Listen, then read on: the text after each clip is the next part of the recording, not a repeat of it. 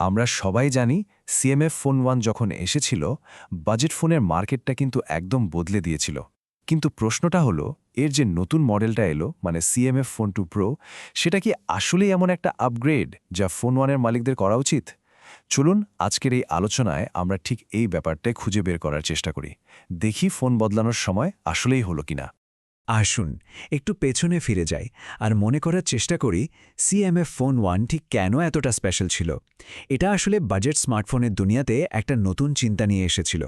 মানে কম দামি মানেই যে বোরিং হতে হবে, এই ধারণাটাই ওলটপালট করে দিয়েছিল। এর সবচেয়ে বড় আকর্ষণ কি ছিল বলুন তো? হ্যাঁ, এর ওই মডিউলারিটি, মানে ফোনের পেছনের কভারটা যখন খুশি বদলে ফেলা যেত, যা পার্সোনালাইজেশনের জন্য একটা নতুন দরজা খুলে দিয়েছিল। আর এই যে নিজের ফোনটাকে ইচ্ছে মতো একটা নতুন লুক দেওয়া যেত, এটাই কিন্তু ফোনটার জনপ্রিয়তার একটা মস্ত বড় কারণ ছিল। সত্যি বলতে অন্য কোনো ফোনে তখন এই জিনিসটা ভাবাই যেত না। তো ফোন 1-এর কথা তো হলো, এবার আসা যাক সিএমএফ ফোন 2 প্রোতে। এই ফোনটা কিন্তু ফোন 1-এর আইডিয়ার উপরই বানানো, তবে এর মূল ফোকাস ছিল আগের মডেলের যে কিছু বড়সড় ঘাটতি ছিল সেগুলোকে ঠিক করা। এই যে স্লাইডে চার্টটা দেখছেন, এখানে তাকালেই ব্যাপারটা পরিষ্কার হয়ে যাবে। প্রো মডেলটা প্রায় সব দিক থেকেই একটা বিরাট আপগ্রেড। ডিসপ্লেটা দেখুন, আরও ভালো আর উজ্জ্বল। যে এনএফসিটা নিয়ে সবার এত আফসোস ছিল সেটাও এবার আছে, আর চিপসেট সেটাও আগের চেয়ে পাওয়ারফুল। সোজা কথায় প্রায় সব দিকেই উন্নতি হয়েছে। স্ক্রিনটা যে শুধু একটু বড় হয়েছে তাই না, এটা এখন অনেক বেশি উজ্জ্বল। এর আসল সুবিধাটা কোথায় জানেন? আপনি যখন কড়া রোদের মধ্যে ফোনটা ব্যবহার করবেন, তখনও স্ক্রিনের সবকিছু ঝকঝকে পরিষ্কার দেখতে পাবেন। আর হ্যাঁ, অনেকের কাছে হয়তো এটাই ছিল সবচেয়ে বড় চাওয়া। সিএমএফ ফোন 2 প্রোতে অবশেষে এনএফসি সাপোর্ট চলে এসেছে। প্রথম মডেলে এটার অভাবটা কিন্তু অনেকেই ফিল করেছিলেন। এখন থেকে দোকানে বা মেট্রোতে জাস্ট ফোনটা ট্যাপ করলেই পেমেন্ট হয়ে যাবে। দারুণ না ব্যাপারটা? আচ্ছা, এবার আসি এমন একটা আপগ্রেডের কথায় যেটা সম্ভবত সবচেয়ে বড় পরিবর্তনগুলোর একটা। হ্যাঁ, আমি ক্যামেরা সিস্টেমের কথা বলছি। এখানে পরিবর্তনটা কিন্তু বিশাল, বলতে গেলে নাটকীয়।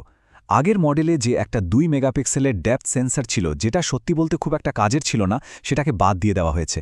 আর তার বদলে এখানে যোগ করা হয়েছে দুটো ভীষণ কাজের ক্যামেরা, একটা টেলিফোটো আর একটা আল্ট্রা ওয়াইড।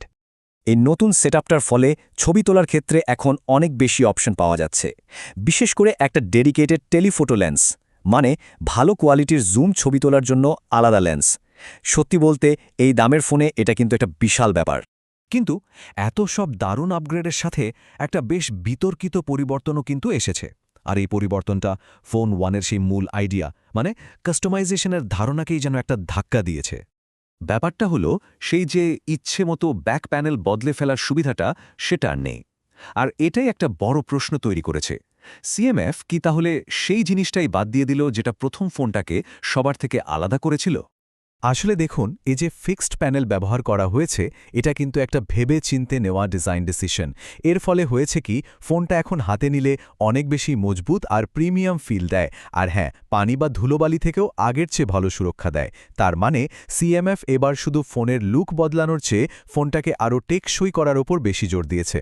তাহলে আপনারা ভাবছেন মডিউলারিটির কি হলো? এখানেই আসছে একটা নতুন জিনিস, একটা নতুন হার্ডওয়্যার, যার নাম দেওয়া হয়েছে ইউনিভার্সাল কভার। সিস্টেমটা এখন একটু অন্যরকম, আরও গোছানো। এই কভারটা ফোনের পেছনে স্ক্রু দিয়ে একদম শক্ত করে লাগানো যায়, আর এটাই বিভিন্ন নতুন নতুন অ্যাক্সেসরিজ লাগানোর জন্য একটা বেস বা প্ল্যাটফর্ম হিসেবে কাজ করে। আর এখানেই কিন্তু আসল খেলাটা বদলে গেছে। এই নতুন সিস্টেমটা আসলে ক্যামেরা লেন্স, ম্যাগনেটিক ওয়ালেট বা স্ট্যান্ডের মতো ফাংশনাল অ্যাড অন সাপোর্ট করে। মানে ফোকাসটা এখন আর শুধু ফোনের রং বা ডিজাইন বদলানোতে নেই, বরং ফোনের কার্যকারিতা বাড়ানোর দিকে চলে গেছে। ব্যাপারটা অনেকটা এরকম যে এখন আপনি ফোনের রং নয়, ফোনের ক্ষমতা বদলাতে পারবেন। তো এত সব কিছুর পর শেষ কথা কি দাঁড়ালো? যারা এখন সিএমএ ফোন 1 ব্যবহার করছেন, তাদের কি সত্যি সত্যি আপগ্রেড করা উচিত? দেখুন, উত্তরটা কিন্তু আপনার প্রয়োজনের উপর নির্ভর করছে। যদি আপনি ফোন 1 ব্যবহার করতে গিয়ে কখনো ভেবে থাকেন যে যদি ট্যাপ করে পেমেন্ট করা যেত, বা জুম করলে যদি ছবিটা ফাটত না, অথবা এই কড়া রোধের মধ্যে স্ক্রিনটা যদি আরেকটু পরিষ্কার দেখা যেত, তাহলে আপনার জন্য উত্তরটা খুবই সোজা। হ্যাঁ, এটা আপনার জন্য একটা দারুণ আপগ্রেড।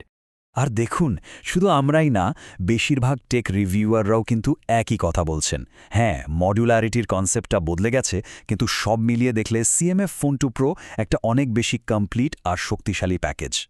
এটা নিঃসন্দেহে একটা ইন্টারেস্টিং ডেভেলপমেন্ট, আর এটা আমাদের একটা বড় প্রশ্নের সামনে দাঁড় করিয়ে দেয়। সিএমএফ কি তাহলে একটা পারফেক্ট বাজেট ফোন কেমন হওয়া উচিত তার একটা নতুন ফর্মুলা তৈরি করে ফেলল? ব্যাপারটা কিন্তু ভাবার মতো।